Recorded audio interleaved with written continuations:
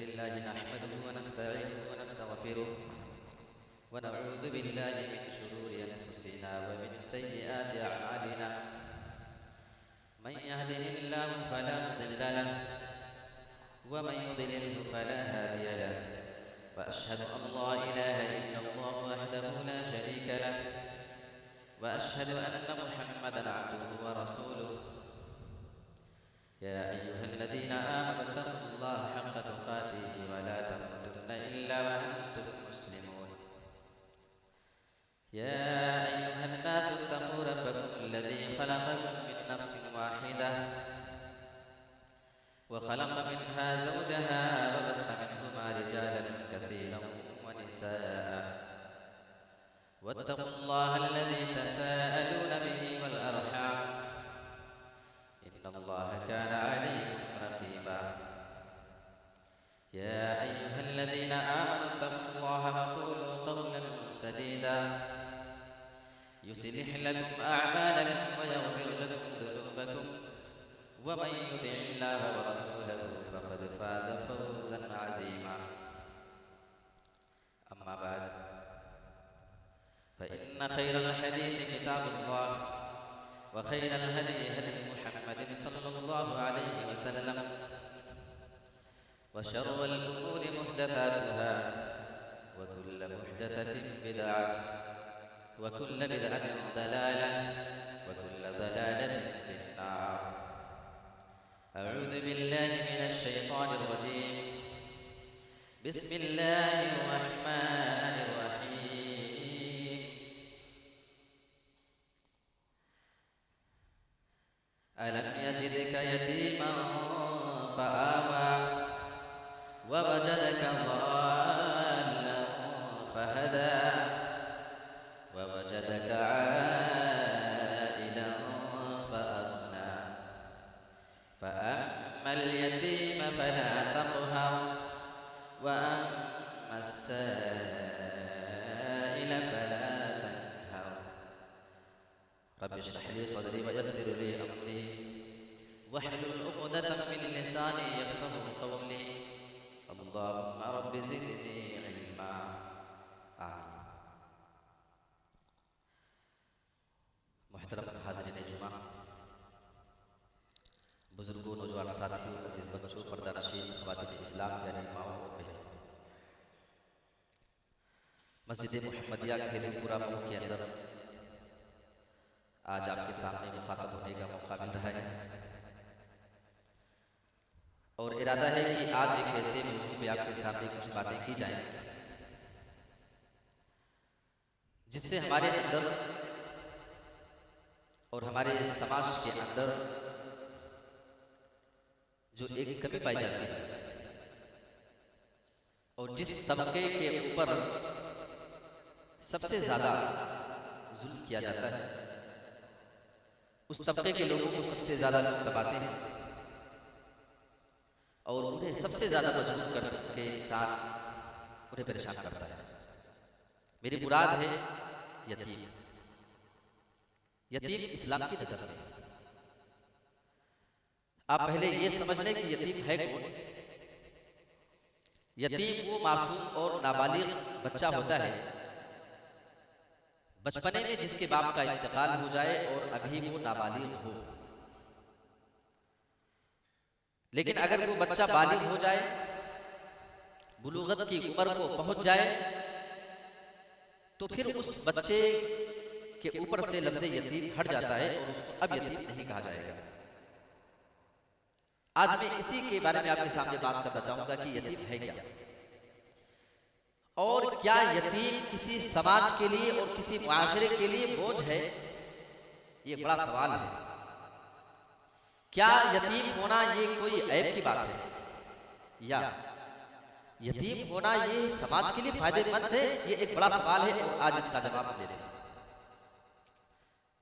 क्या यतीम होना ऐब की बात है?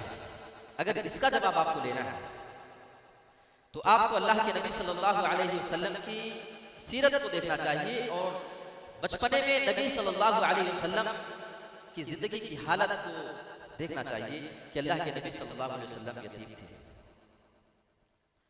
अगर यतीम होना ऐब की बात होती अगर यतीम होना कोई कमी की अलामत और दलील होती तो अल्लाह की कसम नबी को अल्लाह ने यतीम नहीं बनाया होता, यतीम नहीं पैदा किया होता, ये आप समझ लें। और लफ्ज़ यतीम के अंदर अगर कोई कराहत होती और यतीमों का मामला अगर कुछ गड़बड़ होता किसी समाज के लिए, यतीम अगर सादे होते किसी समाज के लिए, बोझ होते समाज के लिए, तो अल्लाह ताला ने यतीम का जिक्र कुरान में नहीं किया होता और अल्लाह ने अपने नबी की यतीमी का तस्करा कुरान मजीद के अंदर नहीं किया होता। बहुत बार आप पढ़ते होंगे सूरत अज़-ज़ुहा। आइए जरा कुछ आयतें देखते हैं। अलम यजिदका यतीमन फआवा, ऐ मेरे नबी क्या तेरे रब ने तुझे यतीम नहीं पाया?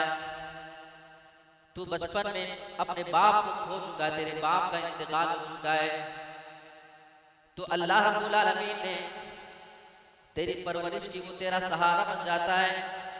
अल्लाह रब्बुल आलमीन ने तुझे ऐसे भी भटकते भी नहीं छोड़ा है। अगर नबी बचपन में यतीम है और अल्लाह रब्बुल आलमीन अपने नबी की यतीमी को यूं ही बेकार और भटकते भी नहीं छोड़ रहा है, तो समाज में पाए जाने वाले मुसलमानों को ये पैगाम मिलता है कि अल्लाह का ये तरीका रहा है कि अगर तुम्हारे समाज के अंदर, अगर तुम्हारे मुआशरे के अंदर कोई यतीम पाया जाए तो तुम भी उसका ठिकाना बन जाना, तुम भी उसका सहारा बन जाना। ववजदका ज़ाल्लन फहदा, और क्या तेरे रब ने तुझे गुमराह नहीं पाया था, भटक रहा था, तू दर दर भटक रहा था हिदायत को पाने के लिए, तो अल्लाह ने तुझे हिदायत दे दिया, अल्लाह ने तुझे नबी बना दिया, तुझे अल्लाह ने कुरान जैसी अजीम किताब दे डाली। ववजदका आइलन फअगना, और ऐ मेरे नबी क्या तेरे रब ने तुझे मिस्कीन नहीं पाया, क्या तुझे फकीर नहीं पाया? फअगना, तो अल्लाह ने तुझे मालदार बना दिया, अल्लाह ने तुझे बेनियाज कर दिया, तू किसी का मुहताज नहीं रह गया। यहाँ अल्लाह ने अपने नबी की यतीमी का तज़किरा कुरान में किया है और अल्लाह के नबी को याद दिलाया जा रहा है, ऐ नबी आप अपनी हकीकत को नहीं भूलना, क्योंकि आप भी यतीम थे, लिहाजा अब आपको ये आर्डर हो रहा है, फ़अम्मल यतीम फला तक़हर, ऐ मेरे नबी अगर तुम्हारे समाज में कोई यतीम पाया जाए, कोई यतीम बच्चा अगर तुम्हारे समाज में पाया जाए, फला तक़हर, खबरदार कभी उसके साथ बदसलूकी नहीं करना, कभी उसके साथ सख्ती का मामला नहीं करना। अच्छा आप ये बताइए, क्या नबी के बारे में हम ये सोच सकते हैं कि हमारे नबी यतीमों के साथ सख्ती कर सकते थे? क्या कोई ये तसव्वुर में ला सकता है? अल्लाह की कसम बिल्कुल नहीं। नबी तो यतीम के साथ कभी सख्ती करने वाले थे ही नहीं। दरअसल ये हुक्म तो नबी को है, लेकिन इसमें पैगाम उम्मतियों के लिए है, अगर नबी को किसी यतीम के साथ सख्ती करने की इजाजत नहीं, खबरदार है मुसलमानों, तुम भी किसी यतीम के साथ सख्ती का मामला नहीं करो, कभी यतीम के साथ आप सख्ती नहीं कर सकते। और अल्लाह के नबी ने यतीमी देखी थी, अल्लाह के नबी यतीमी का दर्द समझ रहे थे। आपको मालूम था एक बच्चा जब यतीम होता है वो कितना बेसहारा हो जाता है। अगर किसी को अल्लाह के नबी सल्लल्लाहु अलैहि वसल्लम की सीरत को देख के उसका दिल अगर मुतासिर नहीं होता है, अल्लाह के नबी सल्लल्लाहु अलैहि वसल्लम ने हदीस के अंदर उसे लालच दिलाई है जन्नत की, कम से कम इसी को ज़हन में रखते हुए यतीम के साथ कोई अच्छा मामला कर डाले। फरमाया अल्लाह के नबी जनाब मुहम्मद रसूलुल्लाह ने, अना व काफिरुल यतीम फिल जन्नति कहातैन, मैं और यतीम को पाल पोस करके उसकी किफालत करके बड़ा करने वाला और उसकी परवरिश करके उसको देखभाल करने वाला मेरे साथ जन्नत में होगा। कहातैन, आपने अपनी दोनों उंगलियों को मिला लिया, व अशारा बिस्सबाबति वल वुस्ता, अल्लाह के नबी ने अपनी शहादत और बीच की उंगली को मिला लिया। आपने फरमाया जैसे ये दोनों उंगलियां आपस में मिली हुई हैं, इनके दरमियान कोई गैप नहीं है, ऐसे कोई यतीम की परवरिश करने वाला, उसके खर्च को बर्दाश्त करने वाला, उसकी तमाम जिम्मेदारियों को अदा करने वाला कल क़यामत के दिन मेरे साथ आएगा। आज मैं आपके सामने एक बहुत बड़ा नुक्ता बयान करना चाहता हूं। आपने बहुत सारे लोगों को देखा होगा, पहले मालदार थे, अचानक से गरीब हो गए, पहले उनके पास अच्छी खासी दौलत थी, उनके बाप दादा राज किया करते थे, आज उनकी औलादें दर दर की ठोकरें खा रही। इसकी बहुत सी वजह हो सकती है। एक अहम वजह जिसका तज़किरा कुरान में अल्लाह ने किया है वो आयतें मैं आपके सामने रख रहा हूं। आप उठाइए सूरह फजर, फअम्मल इंसान इज़ा मब्तलाहु रब्बुहु फअकरमहु व नअमह।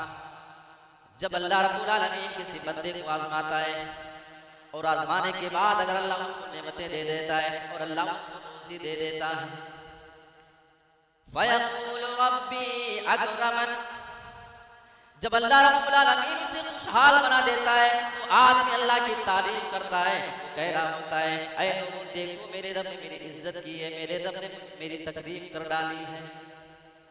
व अम्मा इज़ा मब्तलाहु फ़क़दर अलैहि रिज़्क़ा, और जब इंसान को अल्लाह रब्बुल आलमीन आज़मा रहा होता है, आज़माइश में उसको डालता है, तो आज़माने का तरीका ये होता है फ़क़दर अलैहि रिज़्क़ा, उसके ऊपर उसकी रोज़ी को तंग कर देता है, उसकी रोज़ी रोटी को वो छीन लिया करता है, उसे मुहताज और फ़कीर बना देता है। जो आदमी ऐशो आराम की जिंदगी गुजारा है, अचानक से गरीबी आने के बाद वो आदमी फिर क्या कहता है, फयक़ूलु रब्बी अहानन, वो आदमी कह रहा होता है मेरे रब ने मुझे जलील कर दिया है, मेरे रब ने मुझे रुसवा कर दिया है। अल्लाह इसकी वजह बता रहा है, ऐ मेरे बंदे तेरे रब ने तुझे बगैर किसी वजह के जलील नहीं किया है, बल्कि बात यह है कल्ला बल्ला तुकरिमूनल यतीम, बात यह है कि तुम यतीमों की इज्जत नहीं करते हो, तुम यतीम का एहतराम नहीं किया करते हो। वला तहादूना अला तामिल मिस्कीन, और तुम मिस्कीनों को खाना खिलाने पे उभारते नहीं, इसी वजह से हमने तुम्हारी रोजी को छीन लिया।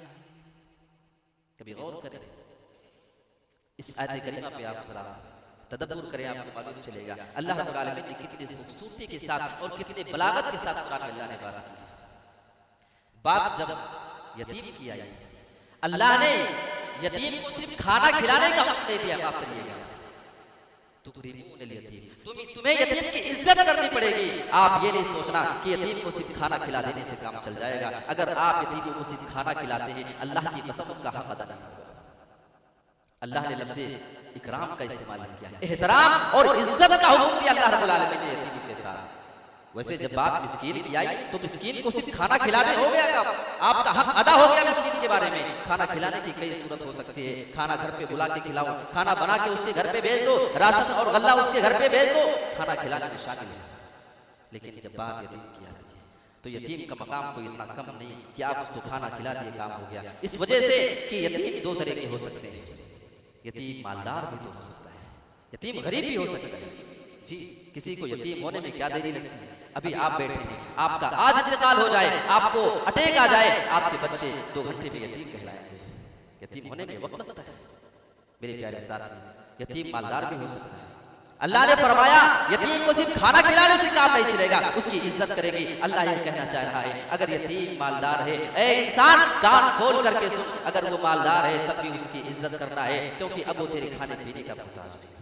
अगर यतीमों को खाना खिलाने की बात अल्लाह ने की होती तब जो मालदार यतीम थे उनका कोई हक नहीं बनता था हमारे ऊपर कि छोड़ो ये तो मालदार लोग, छोड़ दो उनको। नहीं, आपको उनकी इज्जत करनी पड़ेगी, आपको उनका एहतराम करना पड़ेगा। कभी आप अपनी सवारी पे बिठाएं, कभी आप अपनी मजलिसों में बिठाएं, कभी आप मिले शफकत भरे अल्फाज से उससे बात कर लिया करें। मेरे प्यारे साथियों, ये यतीम की इज्जत है।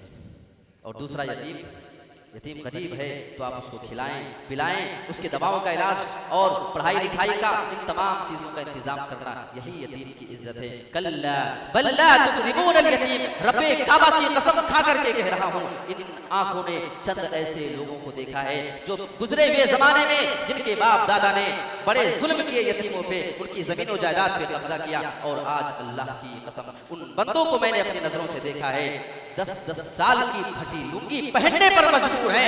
क्यों? वजह क्या है? अल्लाह फरमाता है तुम्हारी ये हालत क्यों हुई है, हमने तुम्हारी रोजी को क्यों छीना है। कल्ला बल्ला तुकरिमूनल यतीम, क्योंकि तुम यतीमों की इज्जत नहीं करते हो। देख रहे हैं, सिर्फ नमाज और रोजे का नाम शरीयत नहीं है, यतीमों की कदर कैसे करना है। और यतीमों की कदर करने वाले हमें तारीख में मिलते हैं। बहुत मशहूर मुहद्दिस हैं हजरत अब्दुल्लाह बिन मुबारक रहमतुल्लाह अलैह। क्या मुअज़्ज़ज़ हस्ती थी, अल्लाह ने दौलत से नवाजा था। उनके बारे में आता है कि लाखों दीनार एक साल में ही सदका खैरात कर दिया करते थे। उन्हीं का बयान है, बड़े मालदार हैं, सफर पे निकले हुए हैं, हज के शहरे मरो के रहने वाले हैं, वहां से मक्का का सफर कर रहे हैं, अकेले नहीं जा रहे, पूरी जमात है, पूरा काफिला उसको साथ में लेकर के जा रहा है। रास्ते में थकावट होती है, आराम करने के लिए एक बस्ती, एक गांव के बगल में ठहरे, थोड़ा सा रुकेंगे, आराम करेंगे, उसके बाद फिर सफर पर निकल जाएंगे। उनके पास एक मरा हुआ परिंदा है, अचानक मर चुका रास्ते में। उन्होंने उस परिंदे को बगल वाले कूड़ेदान में फेंकने का ऑर्डर कर दिया, ये भी फेंक दो, किस काम का है। काफिला आगे निकल चुका है हज के सफर के लिए। हजरत अब्दुल्ला बिन मुबारक रहमतुल्लाह अलैह वहीं पे रुक गए। थोड़ी देर किसी जरूरत से रुके हुए के भी जा करके काफिले का साथ दे लेंगे। अचानक इनकी नजर एक मासूम सी बच्ची के ऊपर पड़ती है। वो मासूम सी बच्ची अपने घर से निकल करके कूड़ेदान के पास आती है और कूड़ेदान के पास जाकर के उसी मरे हुए परिंदे को निकाल रही है। हजरत अब्दुल्ला बिन मुबारक ने देखा, अनजान बनकर उस बच्ची को अपने पास बुलाते हैं। अरे मेरी बच्ची, ये क्या चीज है? मैं तुझे देख रहा हूँ कि तू इस गंदगी की जगह से कोई चीज उठा करके ले जा रही है। बच्ची ने बता दिया, मैं यतीम हूँ, मेरे बाप का इंतकाल हो चुका है, मेरे घर में मासूम और भी छोटे बच्चे हैं। हमारे गांव वाले, हमारे सोसाइटी वाले हमारा ख्याल नहीं किया करते हैं। हम कई दिन से भूखे, आज अल्लाह ने हमारे लिए इसी खाने का इंतजाम कर दिया है। ये मामला सुनना था, हजरत अब्दुल्ला बिन मुबारक का कलेजा फट जाता है। अल्लाह की कसम, यतीम बच्चा किसी से अपनी जरूरत की बातें कह भी नहीं सकता है। उसे ज्यादा होशियारी भी नहीं आती है, उसे ज्यादा चापलूसी भी नहीं आती है। वो किसी के ज्यादा खुशियां बर्दारी भी नहीं कर सकता है कि अपनी जरूरतों को कह करके पूरी कर लिया करे। अपने घर में वो फकीरी की जिंदगी गुजार लिया करते हैं। इसी बिना पे अल्लाह ने यतीमों का इतना हक बताया है। हजरत अब्दुल्ला बिन मुबारक ने सुना, अल्लाह के नबी जनाब मोहम्मद रसूलुल्लाह की हदीसें उनके सामने थी। अगर कोई यतीम की किफालत करता है, अगर कोई यतीम की परवरिश कर लेता है, वो मेरे साथ जन्नत में मेरा पड़ोसी बन करके रहेगा। हदीस पे अमल करने का बेहतरीन मौका मिल गया और नबी के साथ पाने का बेहतरीन मौका है। फौरन अपने काफिले को वापस होने का हुक्म देते हैं, अपने खजांची को बुलाते हैं। ऐ मेरे खजांची, ये बता तेरे पास इस टाइम पे कितना दीनार है? दीनार सोने का होता, बहुत कीमती चीज थी। फौरन खजांची जवाब देता है, मेरे पास टोटल 1000 दीनार मौजूद है। हजरत अब्दुल्ला बिन मुबारक का जुमला सुनो। उन्होंने कहा, हम यहाँ से अब अगला सफर हज के लिए जारी नहीं रखेंगे। अब हम हज पर नहीं जाएंगे, अपने शहर वापस चले जाएंगे और वहां तक जाने में सिर्फ 20 दीनार का खर्चा पड़ने वाला है। 20 दीनार निकाल लिया जाए और बाकी जितना दीनार बच जाए वो सारा का सारा यतीमों के हवाले कर दिया जाए। मेरे प्यारे साथियों, ऐसे लोग हमें तारीख में मिला करते हैं जो यतीमों के साथ ऐसा भी ख्याल किया करते थे, जो अपने हज के सफर को भी कैंसिल कर दिया करते थे और यतीमों की किफालत कर लिया करते थे। यतीम का मकाम नहीं और तो क्या चीज है। एक मर्तबा बिल्कुल सच्चा वाकया बता रहा हूं। एक गांव था, उसके अंदर एक आदमी का अचानक से इंतकाल हो जाता है अटैक आने की वजह से। उस आदमी ने अपने पीछे बहुत सारे यतीम मासूम से बच्चे छोड़े। कोई बच्चे 3 साल की है, कोई 5-6 साल की है, बच्चे भी मासूम है, यतीम है। बहुत सारे लोग रो रहे हैं, चिल्ला रहे हैं। मासूम सी छोटी छोटी बच्चियों को पता नहीं ये लोग क्यों रो रहे हैं। अल्लाह की कसम, जब किसी मासूम से बच्चे के बाप का इंतकाल होता है, उसे ये नहीं पता होता है कि आज के बाद से यतीम कहलाएंगे और ये यतीमी कितना जुल्म वाली चीज है। हमारे ऊपर आज के बाद से कितने जुल्म होने वाले हैं। बस वो घर वालों को देख करके रो लिया करते हैं, उन्हें हकीकत का पता ही नहीं होता कि हम क्यों रो रहे हैं। बाप का इंतकाल है। एक आदमी वहीं पे बड़ी बारीक नजर से सारी चीजें देख रहा था। दिल ही दिल में बड़ा परेशान हाल है। और आपको ये भी बात बता दूं कि वो आदमी बचपन में खुद यतीम की जिंदगी गुजार चुका है।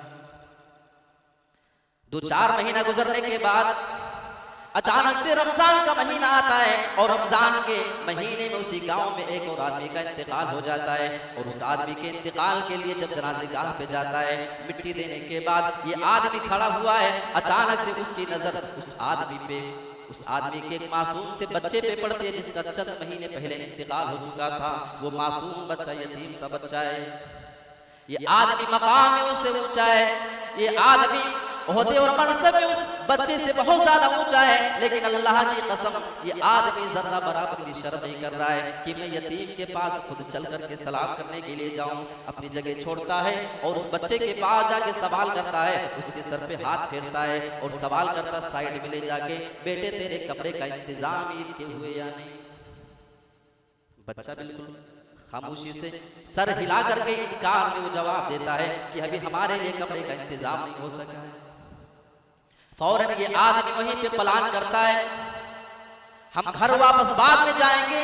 इसी कब्रिस्तान से इस मासूम से बच्चे को फौरन मार्केट लेकर के जाता है। और आपको बता दूं वो रमजान का महीना था, चिलचिलाती हुई धूप थी, वो गर्मी की शिद्दत थी। मेरे प्यारे साथी वो बाइक से लेकर के मार्केट जाता है, जबकि इसके होंठ सूखे हैं। ये आदमी रोजे से परेशान है, रोजा उसका खला हुआ है, भूख और प्यास की शिद्दत में बेकरार है, लेकिन उसी टाइम पे उस मासूम से बच्चे को मार्केट लेकर के जाता है।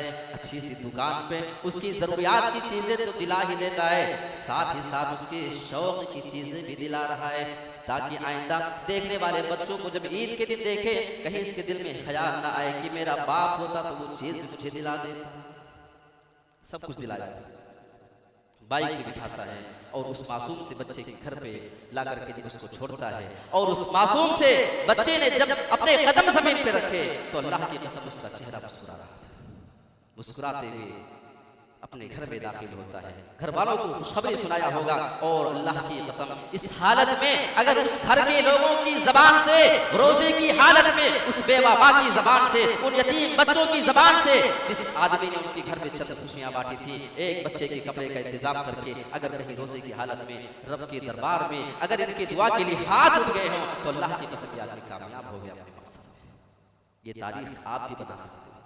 आने वाला है रमजान, जरा देख लेना ऐसे ना हो कि हमारे और आपके बच्चों के ईद के टाइम पे पहनने के 8 से 10 जोड़ी कपड़े हों, बच्चा कंफ्यूज है कि कौन सा कपड़ा पहने, सुबह इसको, 2 बजे इसको, शाम को इसको, रात में इसको, इतनी कंफ्यूजन हो। और आपके समाज में, आपके मोहल्ले में एक बच्चा ऐसा भी हो जो सोचने पे मजबूर हो कि इस बार हम ईद पर क्या पहनेंगे। आपका बच्चा ये सोचा इतने सारे हैं कौन सा पहने, और एक यतीम बच्चा है जो सोचे इस बार हम क्या पहने। मेरे प्यारे साथियों, अल्लाह की कसम अगर ये मामला है तो कल्ला बल्ला तुकरिमूनल यतीम, खबरदार यतीम की इज्जत नहीं कर रहे हो। तुम्हें गौर करना चाहिए, ऐसा ना हो कि आने वाले दौर में अल्लाह तुम्हारी रोजियां ना छीन ले।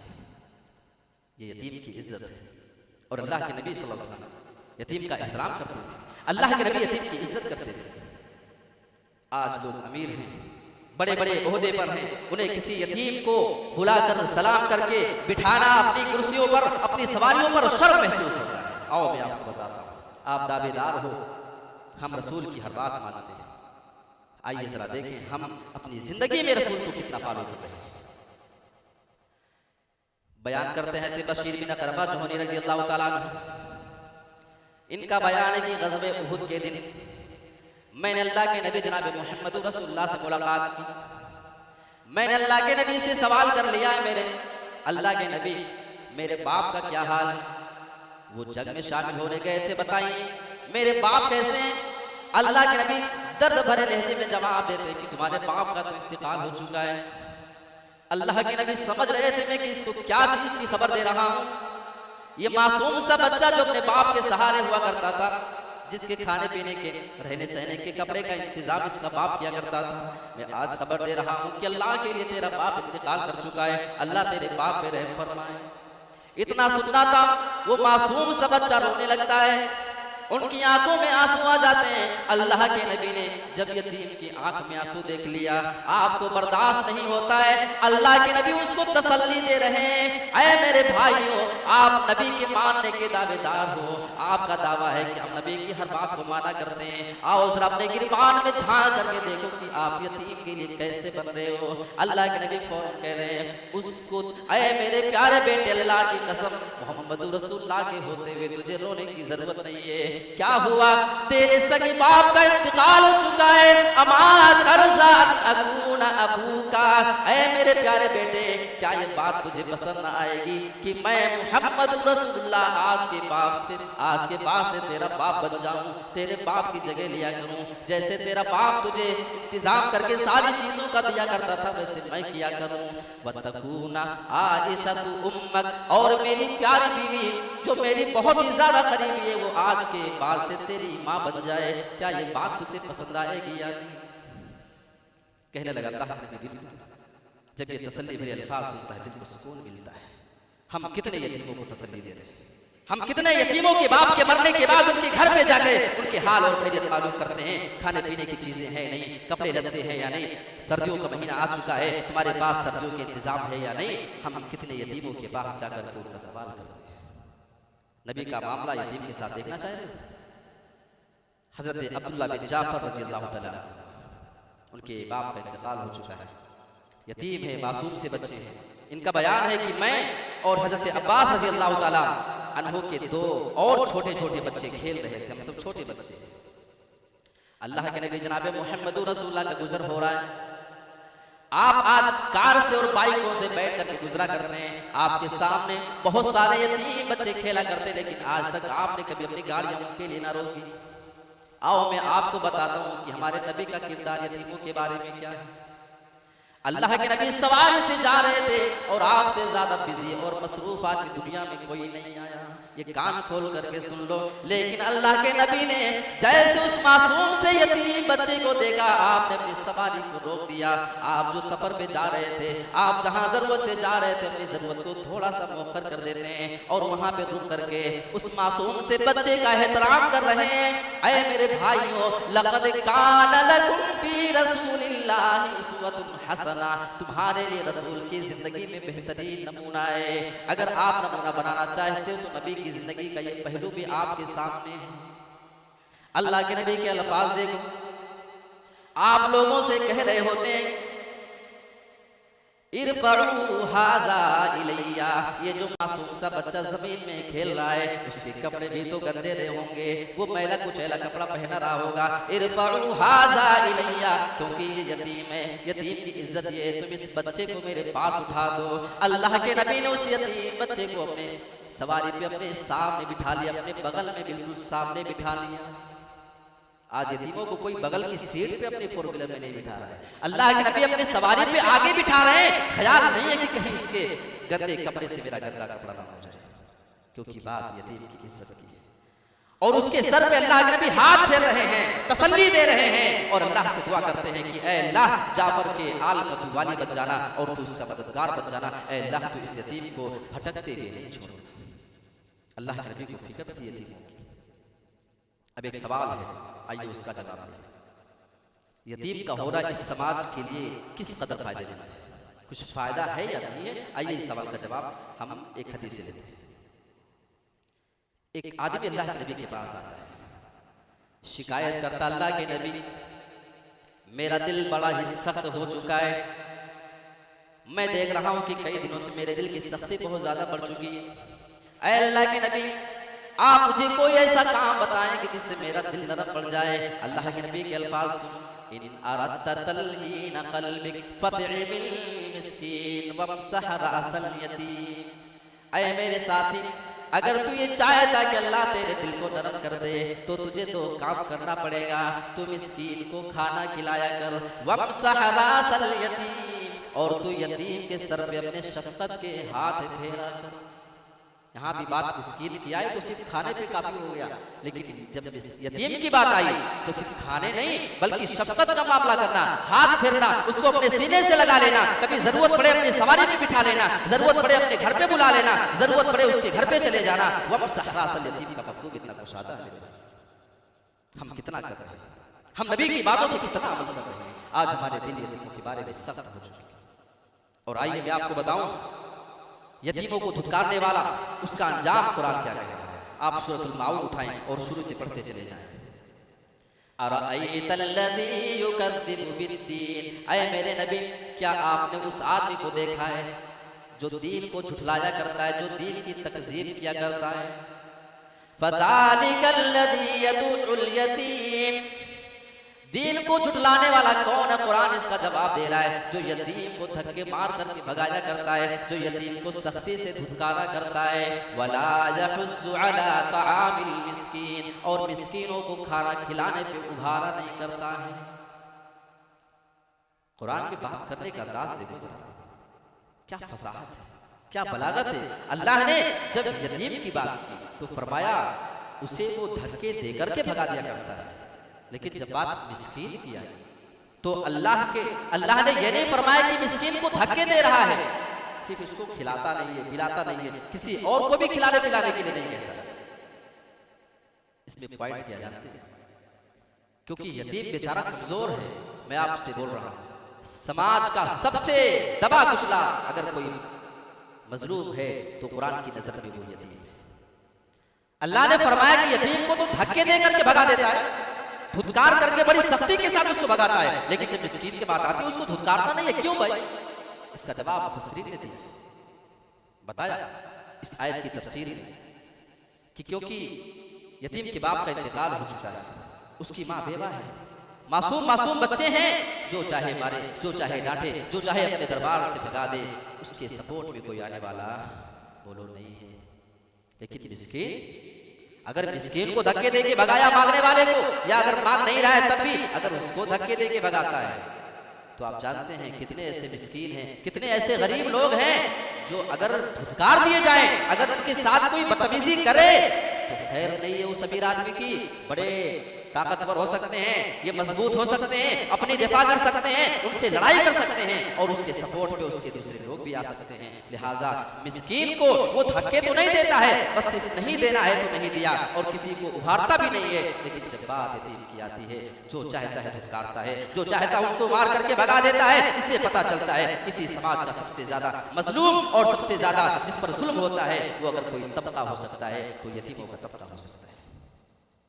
ये हुक्म, ये जो कुरान की आयत नाजिल होती है, इसके शान नुज़ूल के बारे में उन्होंने 3 बातें लिखी है, वो तफसील का वक्त नहीं है। किसी ने कहा कि आयास बिन वाइल साहबी के बारे में, ये काफिर आदमी। किसी ने कहा कि अबू सुफियान बिन हर्ब रज़ी अल्लाह ताला अन्हु, जब ये इस्लाम नहीं लाए, सन 8 हिजरी में इस्लाम लेकर के आए, जब फतेह मक्का का टाइम हुआ। इनके बारे में बाज़ लोगों ने, और पूरा वाक़या है, बाज़ ने कहा कि अबू जहल के बारे में। और अबू जहल के बारे में आपको बताऊं, एक यतीम का सरपरस्त था, उसका कफील था, यतीम की जायदाद, उसका माल उसी के पास रखा हुआ था। जरूरत के वक्त वो मासूम सा यतीम बच्चा अपने माल को मांगने के लिए अबू जहल के पास जाता है। अबू जहल ने उसको डांट करके भगा दिया, सख्ती के साथ उसको भगा दिया। जब ये मामला कुरैश के बड़े बड़े सरदारों ने देखा, मजाक उड़ाते हुए यतीम से क्या कहा था, ऐसा करो तुम मोहम्मद के पास चले जाओ सल्लल्लाहु अलैहि वसल्लम, मोहम्मद के पास चले जाओ, सपोर्टर बना करके ले आओ, सिफारिशी बना करके लाओ, शायद मोहम्मद तुम्हारी मदद कर सके। ये बात वो सीरियस लेकर के नहीं कह रहे थे, बल्कि यूं ही मजाक में बोल रहे थे, और वो ये सोच रहे थे कि भला मोहम्मद को इतना वक्त कहाँ है कि इस मासूम से बच्चे की बात को लेकर हमारे पास आए। वो बच्चा रोते हुए अल्लाह के नबी के पास जाता है। आपके पास जाने के बाद सारे मामले को बयान करता है, अल्लाह के नबी ऐसा ऐसा मामला है, अबू जहल मेरी दौलत मुझे नहीं दे रहा है, आप मेरी मदद के लिए चले। अल्लाह के नबी जो इतने ज्यादा बिजी हुआ करते थे, अल्लाह के नबी पे इतनी बड़ी जिम्मेदारी हुआ करती थी, एक मासूम सा यतीम बच्चा आपके पास आता है आपको सिफारिशी बनाने। अल्लाह के नबी का किरदार देखो, अल्लाह के नबी की सीरत को देखना मुसलमानों, आप जरा देखो, एक मासूम सा यतीम बच्चा आपको अगर गवाह बनाता है तो आप उसके ऊपर गवाह बन जाया करते हैं, अगर आपको मददगार बनाता है आप उसकी मदद के लिए तैयार हो जाते हैं। अल्लाह के नबी फौरन उस यतीम से बच्चे के साथ अबू जहल के पास आते हैं, और अल्लाह की मदद उस यतीम के लिए जरा देखो, और अल्लाह का मामला भी यतीम के लिए देखो। जब अल्लाह के नबी उसके पास आते हैं, अबू जहल ने जैसे अल्लाह के नबी का चेहरा देखा, फौरन अहलन व सहलन मरहबा कहता है, वेलकम, ऐ मोहम्मद बताइए क्या काम है। अल्लाह के नबी ने उस यतीम की बात बताई, इसका माल क्यों नहीं दे रहे हो। फौरन उसमें मुतालबे के मुताबिक इतना चाहते हुए भी वो माल वापस कर दिया। जब अल्लाह के नबी चले गए, बच्चा चला गया, कुरैश के सरदार उसका मजाक उड़ाते हैं कि ऐसा लगता है कि तुम बददीन हो चुके हो, तुम मोहम्मद का वेलकम कर रहे हो, उन्हें अहलन अहलन व सहलन मरहबा कह रहे हो। उसने कहा नहीं भाई, ऐसी बात नहीं है कि मैं बददीन हो गया, हरगिज़ नहीं। फिर क्या बात है? उसने कहा कि जब मोहम्मद मेरे पास आया था, उस टाइम पर मैंने देखा कि उसके बगल में नेज़े हैं और मुझे ये डर लग रहा था उन्हीं नेज़ों से कहीं मोहम्मद मुझ पर हमला ना कर दे। ये मदद थी अल्लाह रब्बुल आलमीन की तरफ से उस यतीम के लिए जिसको अबू जहल को दिखाया गया था। अल्लाह के नबी उसके सपोर्ट में उतर आते हैं और एक खेतपुरा और मऊ के अमीर और अहले सरबत लोगों जिनका मकाम है, जिनकी हैसियत समाज के अंदर है और जिनको मीटिंगों में और जिनको बहुत सारे मशवरों में बुलाया जाता है, अगर किसी यतीम के ऊपर किसी समाज में अगर जुल्म हो रहा है, अल्लाह के नबी का तरीका था आप अपना वक्त निकाल करके उससे यतीम और मासूम के लिए हक दिलाने के लिए खड़े हो जाया करते थे। आप बाकायदा उसके पास पहुंच जाते थे। जबकि आप याद रखें अबू जहल के पास जाना उस वक्त खतरा भी हो सकता था। अल्लाह के नबी ने अपनी जान को जोखिम में डाला क्योंकि बात यतीम के हक की है। मैं आपसे पूछना चाह रहा हूँ, आपके इस खेतपुरा के मोहल्ले में कितने ऐसे यतीम हैं जिनके हुकूक को मारा जा रहा है, जिनकी जमीन जायदाद में लोग कब्जे करके बैठे हैं?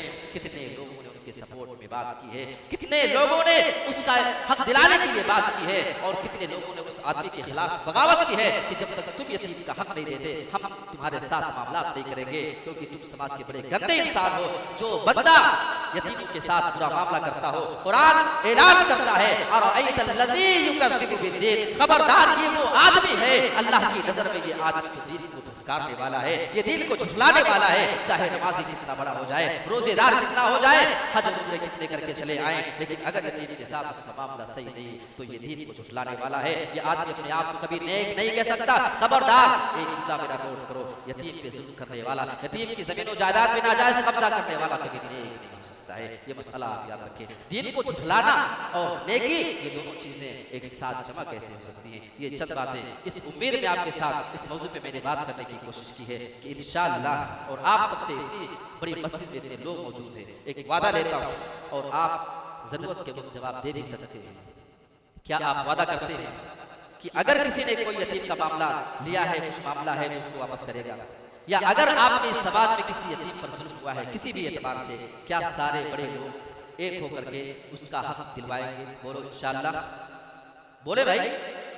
अरे अल्लाह के नबी सल्लल्लाहु अलैहि वसल्लम हिचकिचाते नहीं थे इस चीज में। हक की बात में हिचकिचाहट को खत्म करें। अल्लाह रब्बुल आलमीन तमाम लोगों को कही गई तमाम बातों को गौर करने और उस पर अमल करने की तौफीक अता फरमाए। आमीन। व आखिर दअवाना अनिल हम्दुलिल्लाहि रब्बिल आलमीन।